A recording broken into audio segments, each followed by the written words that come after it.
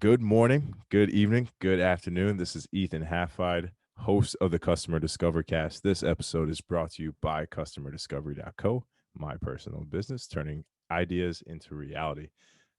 Today, I'm here with a very special guest. This is Barney. We are fellow Longwood alumni. We think very similarly. This is long overdue. I'm very happy to be talking to Barney today. Welcome. Thank you, man. Yeah, it's just we were just spending about 20 minutes talking about all the stuff that we could have recorded. And here we are now. Yeah. This could technically be our second episode right here, a part two, if we think about it, if we hit Right, record earlier. right. For Well, sure. our audience base, many of them, well, some of them may know you from Longwood. We have some local audience as well, but tell people a little bit about you. Yeah. I'm Bharani Sankar. I'm a product manager at Reaply. We're focused on the concept of the circular economy and turning and building the tech to be able to scale that. Yeah, Ethan and I went to Longwood. We crossed paths a couple of times. Probably saw each other at a few parties, and stuff like that. But we have a lot of similar interests that we really started connecting on really the last couple of years. And I saw him doing this stuff, and I was like, dude, like, fantastic. Made it happen. I've had a software implementation background for 4 years. I recently started involving myself in the startup world in the last 3 months, becoming a product manager. And yeah, just have loved it so far. Absolutely. Barney also has a podcast. He's too humble to mention it right now, but tell us a little bit Yeah, about it. yeah. So I started a podcast called Where We Are Today, basically connecting with people like Ethan, other old friends, whether it's high school, college friends, or people that I've met through walks of life in the last 4 or 5 years, understanding who they are, and understanding where they want to be and like what's going on in between, from when I knew them to how I know them now. So it's just a conversation that, I think with COVID, I started picking up the phone and talking to a bunch of my friends, just catching up, talking about this stuff. And I thought it'd be a great way to, open up a platform for them to share their story. There's so many normal people like us that have super cool stories that's going to resonate with somebody, and so just trying to be able to give my circle and extended circle the voice to be able to share their stories. Absolutely, man. That's a great idea. It's like an audio yearbook, if you think about it. Yeah, You get to pretty look much. back over the years, you get to talk to these people. I Yeah, mean, it's funny how high school reunions, they're trying to happen this year and many people can't, many people yeah, cannot attend. But you can talk to people face to face now, so more than ever. Everyone's so accessible. It's great. yeah.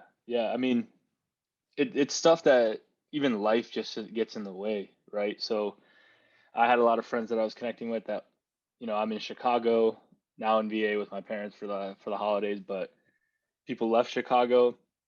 You lose touch, but you still catch up like every now and then, a month or 2 months or every 3 months, and they're like hour-long phone calls about all the stuff that other people could relate to and talk about.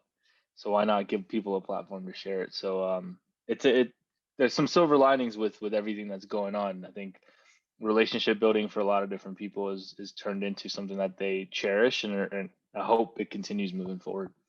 Yeah, let's talk about that a little bit. We have zero script for today, by the way. We're literally just going to talk, and this is us catching up over years and literally, essentially meeting for the first time, right?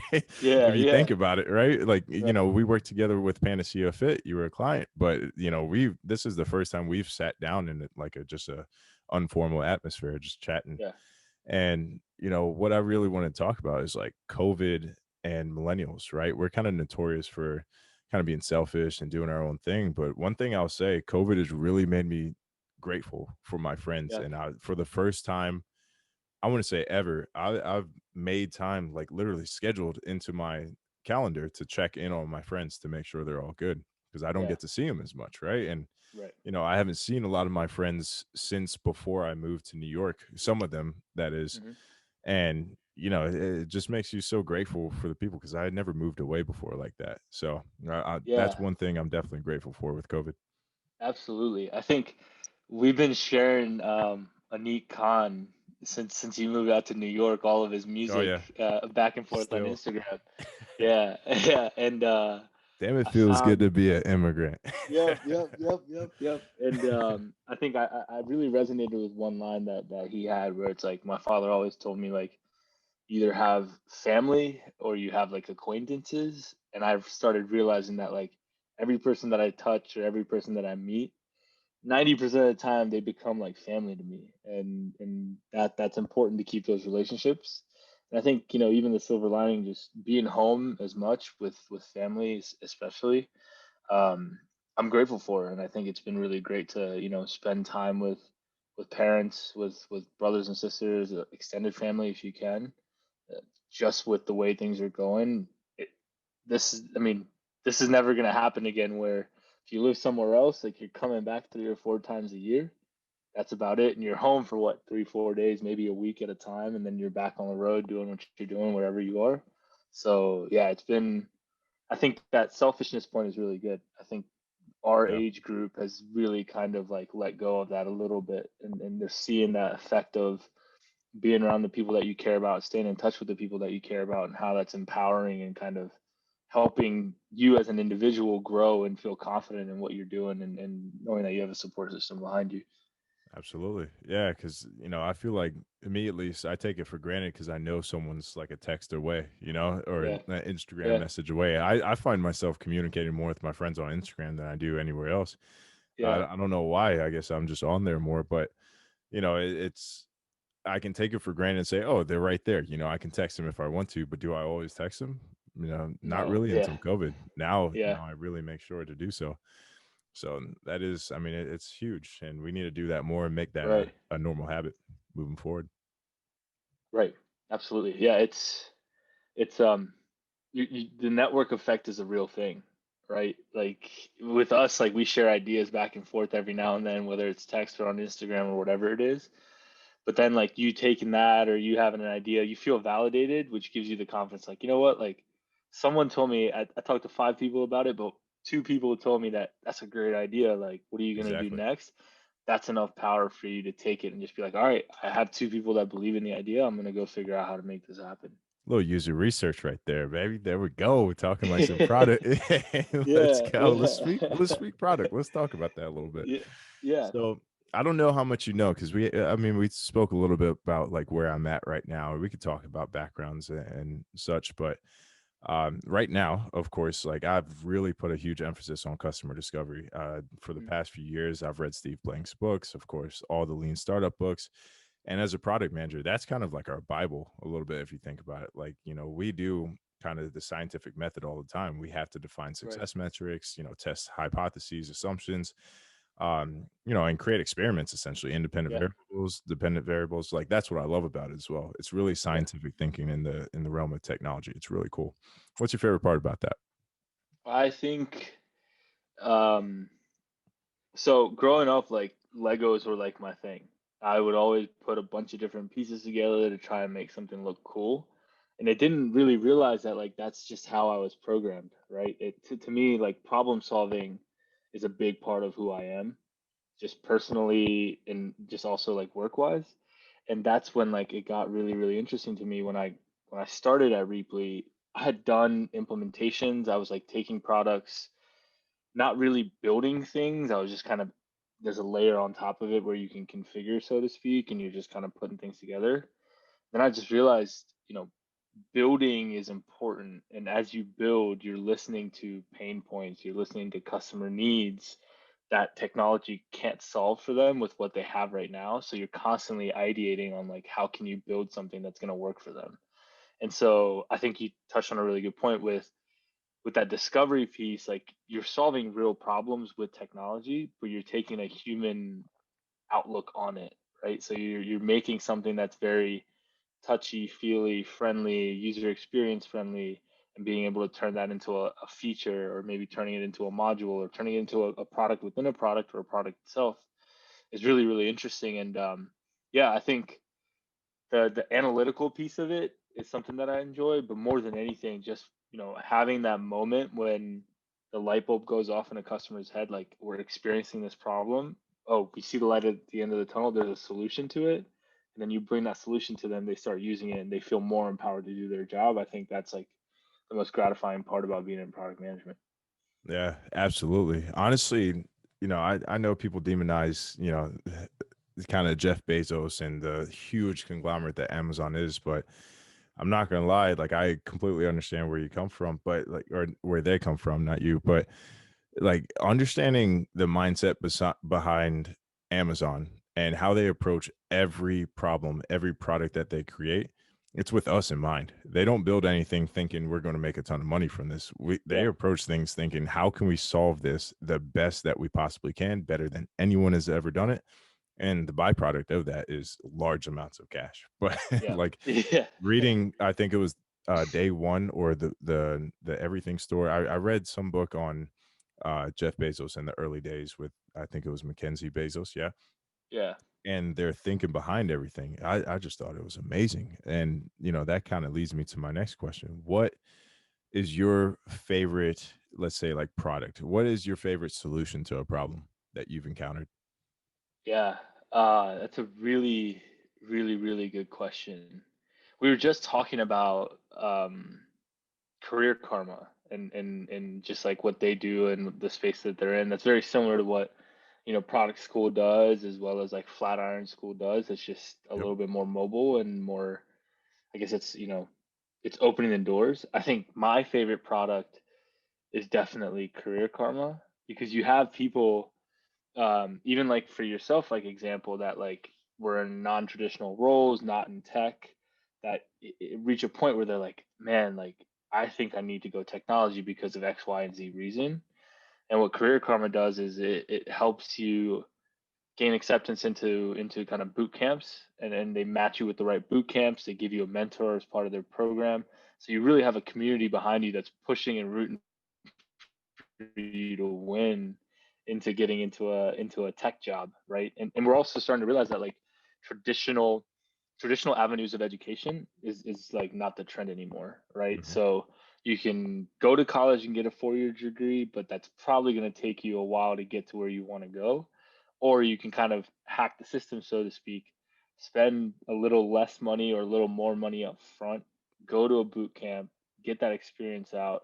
And companies like Google, Apple, startups, they're hiring for talent. They're not hiring off of experience anymore. So if you come in with the, hey, I'm new, I'm learning, but I'm willing to learn and grow, as long as you have the skill set that you and the talent to be able to do that, they're probably going to hire you.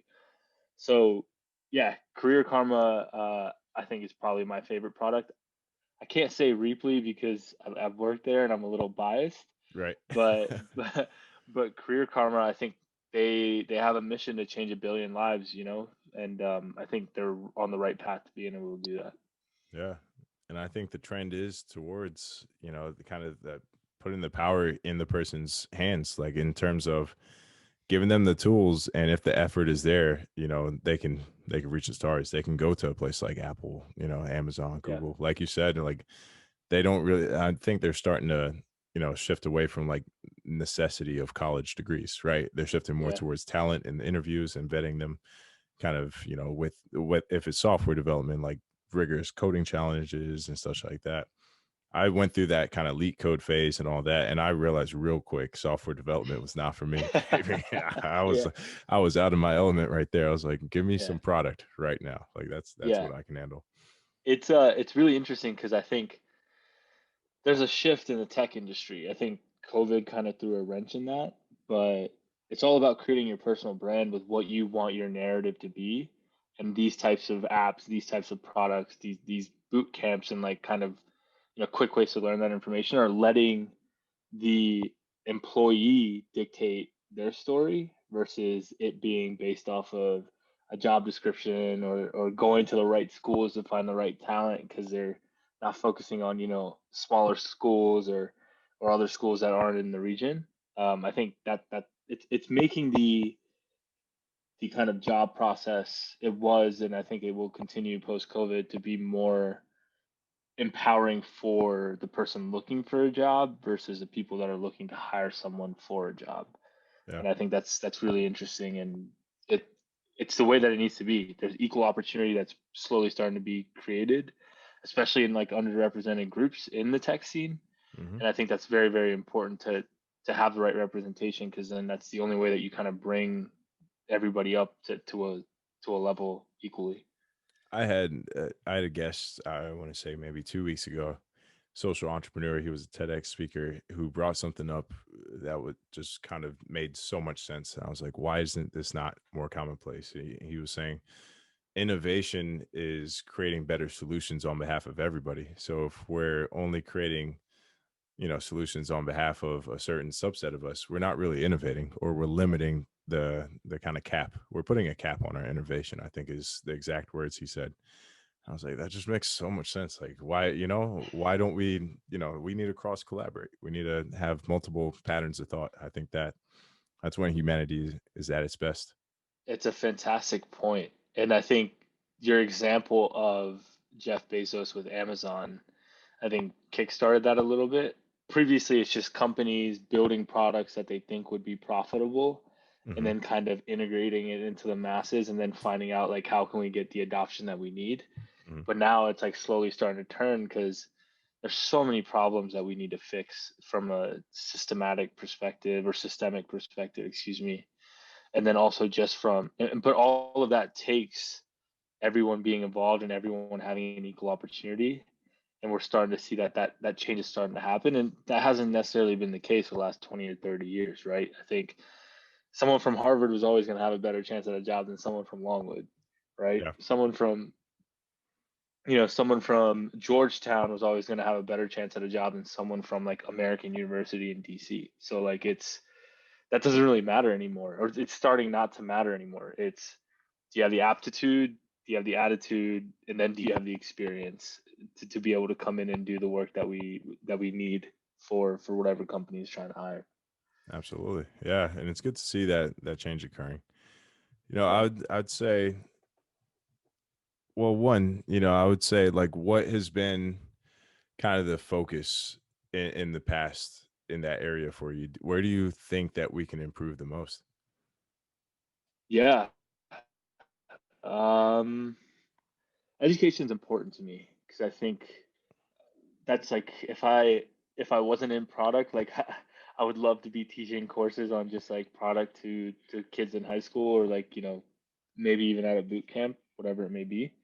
Um, that's a really good question. I think the biggest change that needs to happen is just giving again equal opportunity, but that being tied to an actionable thing that's happening, right? So in the workforce, we were talking about it in a group chat with some of my friends the other day. We were talking about how like in like senior executive level leadership positions across like Fortune 500 companies, it was like 2.5% that Black and African American senior leaders were hired during the pandemic in the last 20 months or so. And we were talking about what that's gonna take to change, and like a few of us in the group were like it's equal representation at the top, right? Like we're just starting to get to the point where you're having more faces of color in in C-suite, which Mhm. means that's going to change the way that HR policies work. That's going to change the way that hiring works. That's going to change the D&I initiatives. And the more equal spread of kind of that C-suite or leadership level that you have, the more that it kind of evens out, right? So top executives in companies are primarily in a particular race or kind of upbringing type of world, and the people that kind of move up in there, it's been a chain effect. I think it's really really interesting that as you get more color into those rooms, as you get more people having a seat at the table, they're going to bring the people that look like them, that grew up like them, Yep. that have similar backgrounds like them up, right? So I think it's about enabling this generation, our generation, with the skill sets to be able to be in that leadership position to start actually impacting like the ground level change. Right. And a lot of that, sometimes people don't even realize they do it. I think that's titled as implicit bias, but instead of meritocracy, Hmm. oftentimes it could be mirrorocracy.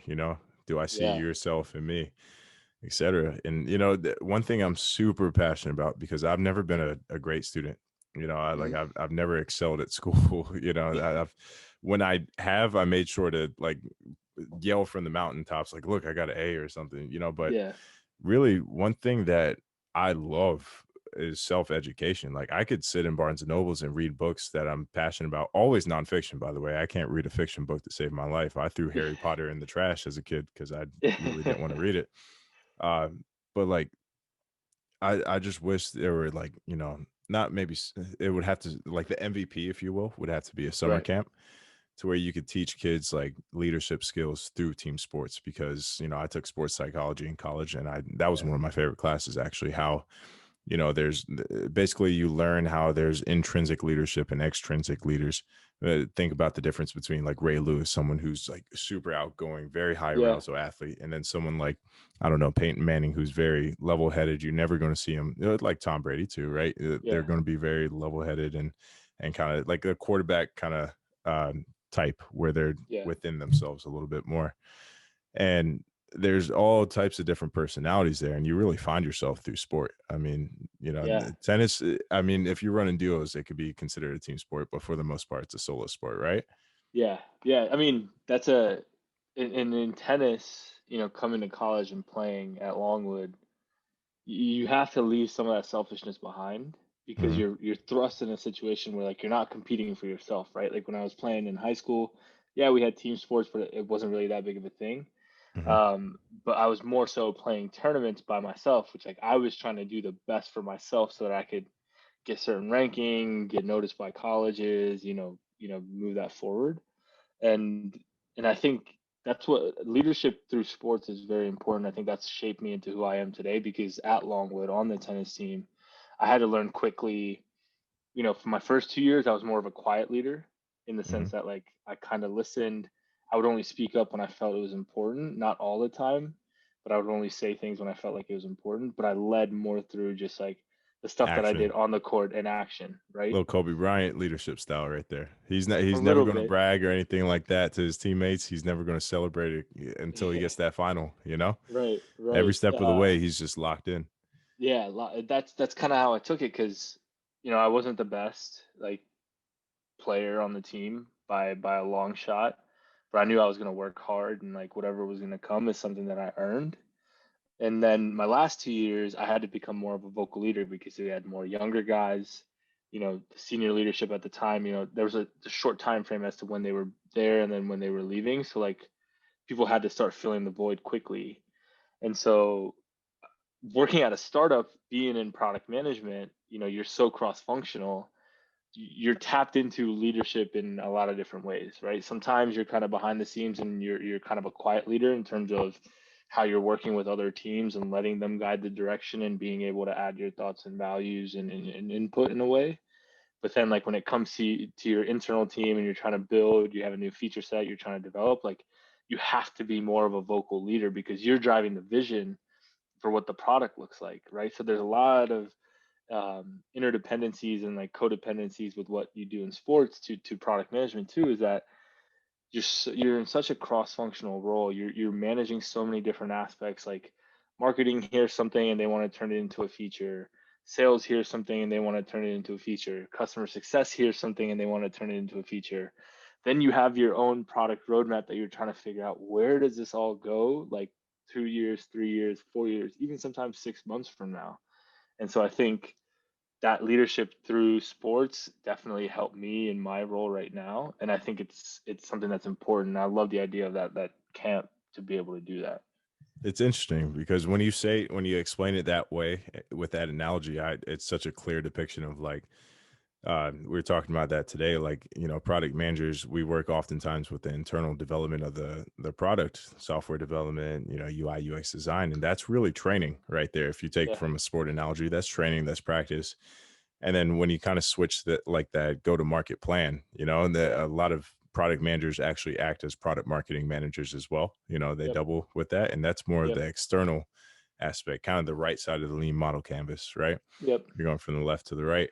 And that's game day, baby. You're taking that product to market. It's time right, to perform, and it's going to be consumer facing. There's going to be an audience, and right. everybody's going to be seeing your performance. So it's really interesting to break it up that way. It seems so simple. Yeah, it's just the product management for anybody that's like you and I and just has an interest in building, but also just loves connecting and talking to people and just like learning from different walks of life. I think product management is the way to go because you're so, again, cross-functional.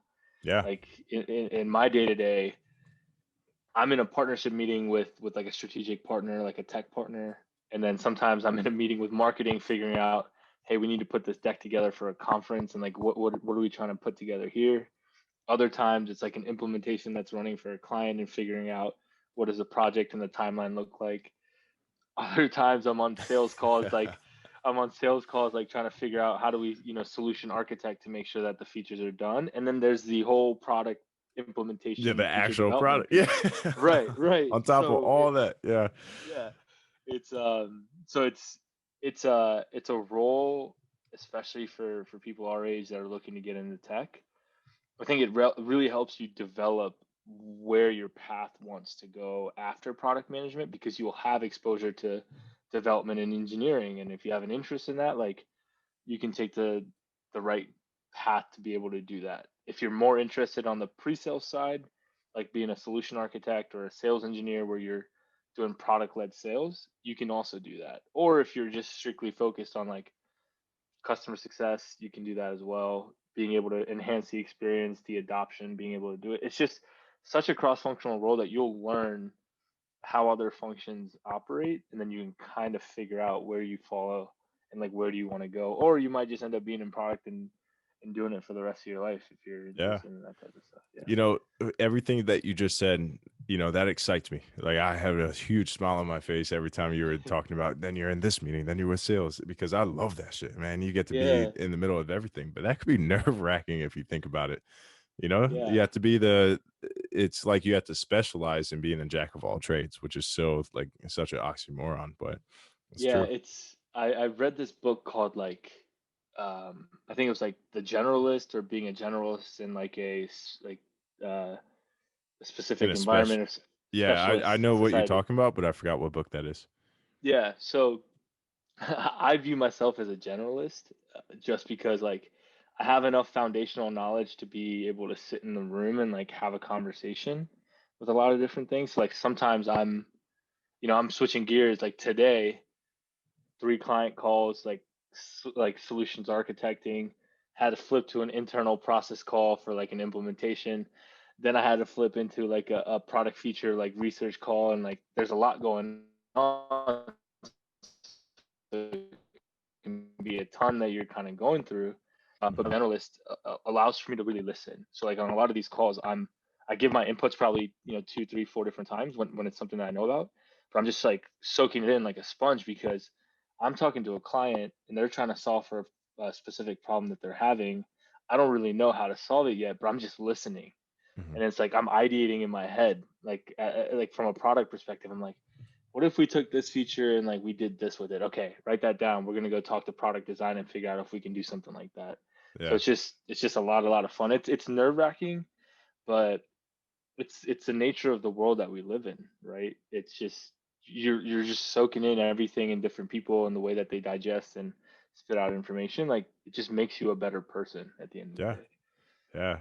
I mean, the one thing about testing assumptions in the marketplace and collecting feedback on that, I think that goes really far beyond product, right?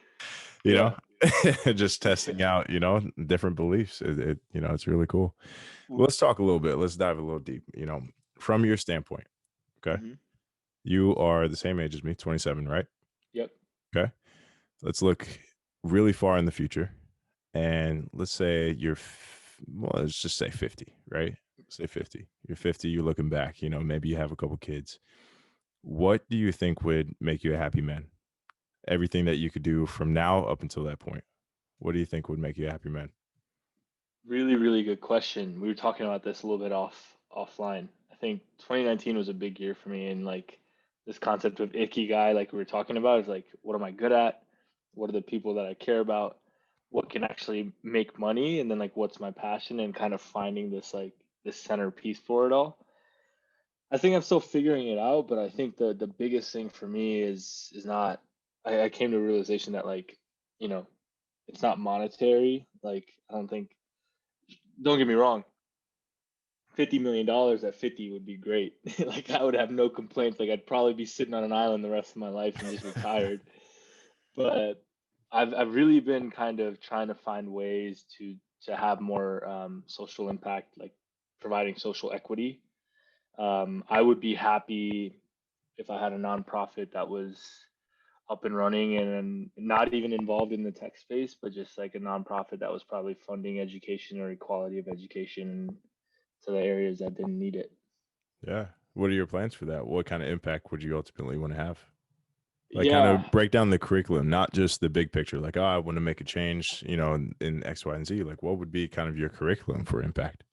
yeah. I think there's so much undeveloped talent in all parts of the world, especially if you look at Africa, if you look at parts of India, not all of India, but like parts of India where like there's lack of internet, lack of just like technology in places where there's bright kids that not to say farmers are one of the most important people in one of the toughest jobs to have in the entire world, but there's kids that kind of do that generationally, where you can give them access to the technology early on. You can like kids right now in the United States have an iPad when they're like 6, Yeah. and then yeah, by the time that they're in like sixth and seventh grade, they can like some of the younger generation, like 20, 22, 23, that come in and like work for us or like I've worked with in the past, way more tech savvy with a laptop than I am, Oh right? yeah.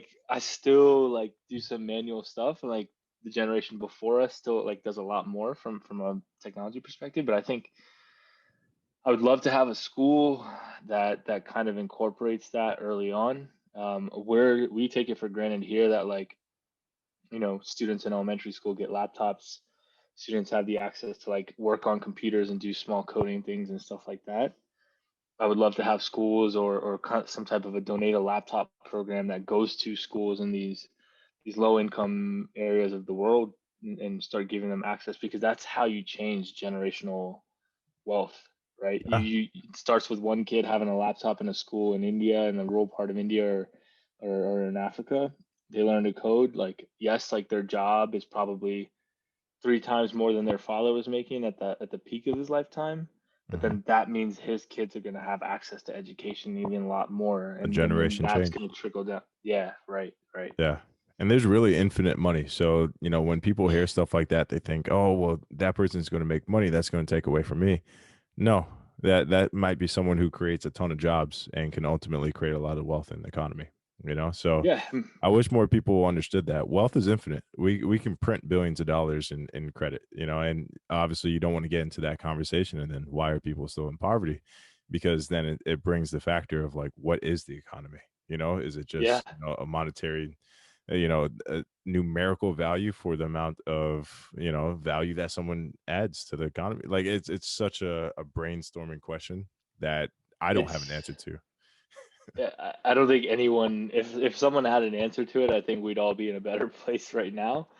I think you're right, right? Like we're seeing in the pandemic that like relatively like money is kind of this foreign concept where you can print it out and like people can get payouts that probably don't need it, but the rest of the population is suffering, right? And why is that the case?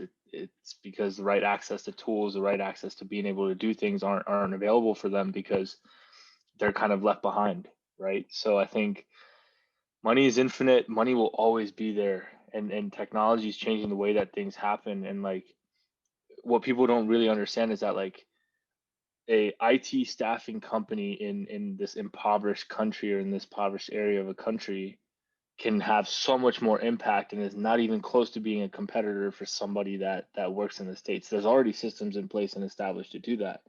It's all about generating this circular economy, this like network effect, by giving them the tools to be able to do that and kind of scale up, right? If the whole world was operating at a super super high level, the world would be a better place. We're solving Yeah, for more problems. We might even be able to build a community in space that can go and like live there and like and be able to thrive. We're not there yet absolutely. because all the bright minds that are across the world don't probably necessarily have the right assets and the tools to be able to get there.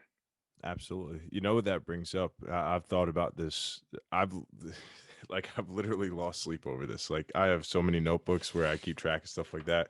One strictly dedicated to, kind of my future plans. But one thing that's amazing to me, think about this for a second, right? You think about like why certain people rise to the top and they have this technical capability. Moore's law, right? For those of you that don't Yeah. know, Barney, you may know Yeah. very well. Computing power is estimated, and this was created a while ago. Computing power is Yeah. estimated to double every 7 years. Okay. Now, Right. take someone who is exposed to technology, just like you said, at a very young Yeah. age. Okay. And say from ages, I don't know, 3 to 10, they were in camps or, they Hmm. were exposed to coding. Um, they're at least knowledgeable about where technology is. So then when Yeah. technology expands, they have that baseline level of exposure and knowledge that they could then build on and then catch up, if you will, right? If you're never exposed to it, it's almost like having money in an interest account that accrues over time and doubles every 7 years. Because honestly, Right. they say that if you're having 7% annual interest, it compounds to double every 7 years. It's literally like a perfect analogy if you think about Right. it. Right. But if you just have that money in your checkings account, it never doubles. It never will increase. It So just goes just that, out. yeah, that early exposure is so vital, and I would have never really gotten into technology if when I was a kid, I was never exposed to it. Like, of course, I kind of strayed away from it. I didn't really think I was that smart, especially as a kid. Let me tell you, like even HTML was really tough for me. But I'm grateful that I was exposed to it because when I did decide to take that leap back to it within 2019, I at least had that baseline level of comfort, right? Not really Yeah. knowledge because I didn't retain too much, but I still had a little bit of comfort to it because I was like, okay, I've done a camp or two, but that's why when I was telling you about the MVP of the nonprofit that I will create one day, not possibly, I will create it as soon as possible, Right. is starting it, kind of in Trinidad, a third world country where I'm from, where kids grew up saying, I want to be a thief because they couldn't pronounce thief. They wanted to be a Right. thief because those were the only people with wealth. But having that nonprofit that teaches people leadership skills and what it's like to lead a subset of people or act with others in mind through team sports, but also has I don't want to seem too lame with like has a dedicated hour to reading. It doesn't necessarily need to have that. I think it's important to be able to see other aspects of the world because that was when I realized what was possible. I read about stories about Right. people doing that, and then I Right. read about the tools that they mentioned, and then I was like, oh, I could do this. Here are all my tools here. And then having a little bit of those. So I learned how to code essentially when I was in New York. I would go to Hmm. the Apple Open events where they taught you AR, and I learned how to code from an instructor up there and doing little Right. Yeah. iPad stuff like right here. Hmm. And it's like these things are made for kids. Like you said, bringing an iPad to these kids, they can learn what is it, Intro to Swift 1 and 2. They're games that you play. And I'm over here, Right. I was 26, learning how to code on my iPad, playing a little game, trying to help Squiggly cross the little maze. And I loved it. I'm like, kids would crush this. So what if we could create a nonprofit that did all that, team sports and technology and entrepreneurship, and gave them real team activities so where they could take the skills that they built from sports, whether it's soccer, tennis, etc., Hmm. and directly apply that to being leaders in their own mini organization, their own cohort, Right. if you will. Right. That would be Elon Musk is actually doing that out in California. He has like Right. he has a small school that his kids go to. It's called Space Yeah. Academy, I think, if I remember Yeah. correctly. No, that's the goal, man. I think we're super aligned in kind of how we want to make that happen. It's just the thing that I've realized is that like, you know, so I was born in India and we moved here, and I think the world was my oyster when we came here, and I'm very I grateful can for my relate. parents for for coming here, and I can, you know, it wasn't the most lavish life. It wasn't your prototypical we had an American dream. Like our American dream is like still going. Like it's still alive with me, right? Like I'm still trying to achieve whatever that is. I don't know what that looks like, but it's really interesting to see kind of your thought process on that because it's something that I've thought about for years, like years and years and years. And it's just like how can I start something to kind of bridge that gap? There's tons of people already doing it, right? But there's some unique value with the things that you and I have gone through in our own lives that we're seeing apply right now and it's being successful, that can have a unique spin to it. And like, doesn't matter if it's 500 kids, like if it's 5 kids that maybe go through this, and then at the end of the day they start paying it forward, I think I can die a happy man. Absolutely. Yeah, man. I want to start so many of those schools. Like just like you said, we're in a line. Like we can impact millions of lives if we were to do that. Combine our money, start today. Yeah, Like I priced it out. A school in Africa cost $12,000 to build. Come on, let's right, go. Let's go. Let's get it. But ultimately you would have to. It's kind of like that early entrepreneur mindset where you think you could do everything yourself, and you quickly are reminded that no, you can't. You're not Superman.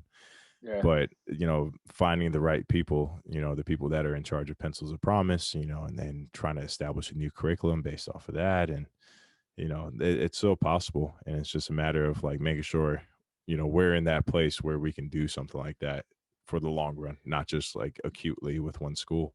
So important. right. Yeah, Yeah, no, it's I want to get to a point where like I can self-fund it. I don't have to be waiting for the next grant to hit. I don't want to be waiting for the next like fundraising event to hit. yep, No, I want to be able to do it myself, and I want to be able to do it the right way, which means like picking the right team, not that's going to be boots on the ground, because like I don't know much about being able to put together a teaching lesson or a plan or something of that nature. But it's like finding the right people takes time. And it's okay to take time because we're just getting started. We're scratching the surface of where we want to be. So that's what I had to realize, like slow down, learn as much as you can, do what you can to get to a spot where like then it's just easy for you to do. Right. And absolutely. then that's a big part of this, and that's a big part of us connecting. And I think it's just building that network, building that relationship. Like I'm gonna remember this in like 10 years, and we're both when we both cashed our checks and we're ready to start Where are we now? something. The podcast will be on episode 1000. Yeah, yeah. So I think I'm gonna remember this. So like it's just this is a time to be a sponge. This is a time to learn. This is a time to figure out what problems there are to solve. Somebody might solve the problem before you get there, but there's still millions of problems to solve that takes people like us talking, connecting, sharing our experiences and like what we're interested in, and figuring out a solution. Absolutely. Yeah, man. The world is technology. The thing with software, let's start with software, not just general technology. Software has given us the power to automate things that we used to do before, right?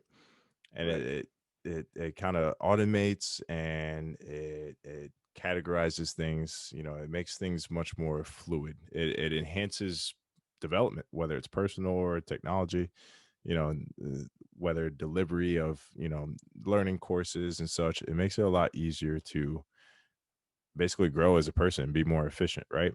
But right, then with the advancements of the AI and starting to learn how you can just have your own virtual assistant, right? Like I've talked to many companies, many founders who have had AI startups that literally like act as a COO based on like the statistics on your business. They make decisions on your behalf as it learns over time. right, And right.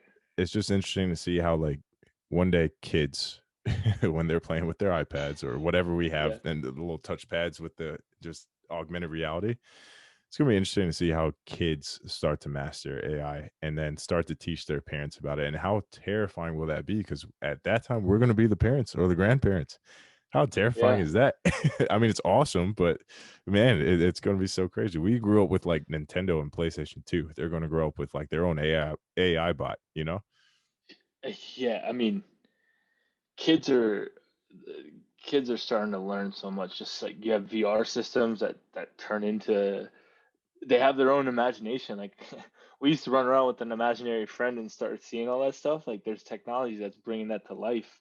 Yeah, Just your friend actually by exists. right, yeah, your friend exists if you put this thing on and you can see them, right? So Yeah, yeah, it's an incredible time. It's an incredible time in technology. It's a very pivotal time too, because I think we have to, in my opinion, I think we have to turn from kind of taking this like what's going to make a lot of money for this product to sell to like what's going to be a product that's going to be utilized by a lot of people that's actually going to help them, and how do we scale the effect of the help. I think that's where the money is right now, and I think that's where you see a lot of VCs and you see a lot of investment firms and a lot of different companies that are coming up right now, it's all with social impact in mind. They're solving for not a capitalistic problem that's happening with businesses. They're trying to solve a problem for a person. And if you can Absolutely. solve a problem for one person, then it turns into 10 people, 10,000 people, 10 million people, and then next thing you know, you've got the rest of the world, Absolutely. using your platform. Boiling, Yeah. what is the analogy for that? Boiling the pot before you boil the lake. Yep. Yeah, Yep. highly targeted Yeah. before you expand it out. I think I learned Yeah. that from Charlie Rocket. He used to always say that. He always starts small and then builds from there. That's Yeah. a remarkable man right there. He was like 300 something pounds, lost a bunch Yeah. of weight, became a triathlete. Now he wants to become a Nike athlete. That's an inspiring man right there. If you guys haven't checked out his podcast, this is a shameless plug to his. I mean, I think it's called the Charlie Rocket Show. That's like morning inspiration right there. I aspire to be a podcast host, half the skill of his. Yeah. It's when you help somebody else, the feeling that you get from seeing the impact of your work and your personal relationship with somebody is priceless, right? Yeah, It's always going to take more importance when you look back and reflect on everything that you've done. Like I lean on moments when people have helped me, or I've had a chance to help people, and like those are the moments that like I'm very proud of. hmm, Versus like, oh, I got this job that's paying this much. Like it's a check at the end of the day, but like me being able to help someone get a job, or me being able to help someone figure out a problem that they're having, that's something that like I'll always remember, and I'll always like feel proud that like, hey, like I indirectly impacted someone that was trying to get something done, and they valued my relationship with them enough to be able to use it to their advantage. absolutely. That kind of stuff recharges you. Like money's great.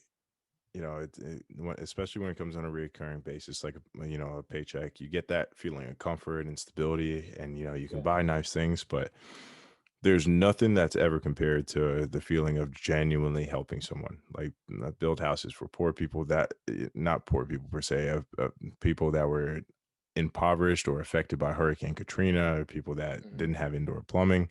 That felt a lot better seeing them happy than getting a little $1,000 or whatever it Yeah. is. Yeah, Always. It's just as humans, I think we're drawn to compassion more than we like to like lead along or lead on.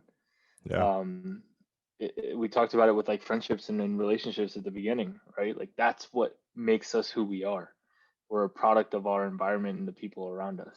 And compassion and showing compassion and being able to help, like I've never seen a person that's been able to help somebody else walk away not having a big smile on their face. Not because they did something that they're proud of, but because of the moment that they shared with the person that they helped, and how much it meant to that person that they helped just brings you joy. And like it's like my adrenaline, right? Like being able to help people is like adrenaline for me. it's funny when you say that because it's like your personal brand is so clear now because I never really met you, right? So Yeah. like now I'm starting to see your brand a little more, and like even in your music. And I didn't even know if you wanted to talk about it or not, but I listened to that Sure. first song, man, and I didn't realize that was you. Like I knew it was you because I saw your name, but I was like, is that him singing right now? Is that like him on this track? I was like, where Yeah. where did that come from? Where did that inspiration come from? Um, yeah, so like I grew up like my mom. So in India, classical Indian music is called Carnatic music, Hmm. and I grew up, learning to sing from my mom, who like grew up in a formal education, like from like a Carnatic music background. And yeah, music is like I started making music because I read something earlier this year where it was like music is what feelings sound like, and Hmm. I was like, man, like that's it, like right there, because I went from, like in college especially, like I went from listening to what was hot and what was on like the playlist and like the top 50 and whatever, to just like within 15 seconds, 30 seconds, I'll know whether I like a song or not, or else I'm hitting the skip button because it makes me feel some type of way. So yeah, I started making music just like a few months ago. it's really turned into a passion project because I'm just like, I go through things and I have these thoughts in my head. Like if I can write it down and turn it into something that like I've always sang. I was that kid in chorus in middle school. I was trying to get the girls in middle school when I was in chorus because all the girls were in chorus, but singing is something that's like a very important part of who I am and just music in general. And I said, you know what, if I can start putting pieces together and like making music, like again, 5 people listen to it and they like it and they resonate with it, I'm happy. And like I'm just gonna continue to keep putting that out there. When is the mixtape dropping? Yeah, You I'm have actually singles out. working. You Yeah, just released another one. I think it was maybe 2 weeks ago, yeah, or was it last week? yeah. Last week, last Last week. week. So yeah, I'm working on it. I found the right people to like kind of produce my stuff. I found the right people to like mix and master my stuff, and I'm taking it slow. I'd love to have something out in 2021, and I got a ton of stuff that I'm trying to record and like get finished and like slowly start rolling out. But yeah, I, I think next year at some point, I'd love to have like a collection of songs that I can put out there. Yeah, I was thinking like you were in. I believe you were in Theta Chi when you were at Yeah, Longwood, right? I was. And I think one of your brothers became like a really big DJ, correct? Yeah, Patrick Zern. If he ends up listening to this, shout out Patrick Zern. Yeah, man, he like dropped his corporate job, had a passion in music. Now it's paying his bills and then some. And Wow.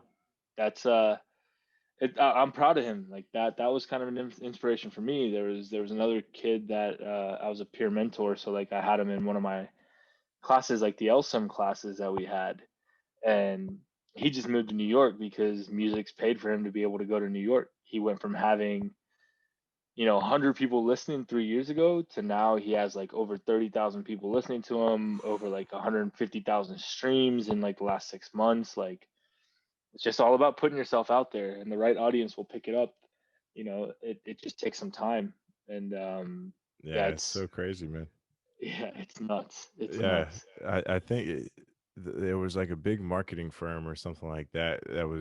I've heard this analogy many times, or this case study, if you will, because it was a real story about a big executive was talking about what terrifies him most, and he's like that some little kid in their garage can start their own brand or their own podcast or their own show and take us down because the power of the personal brand is so democratized right now.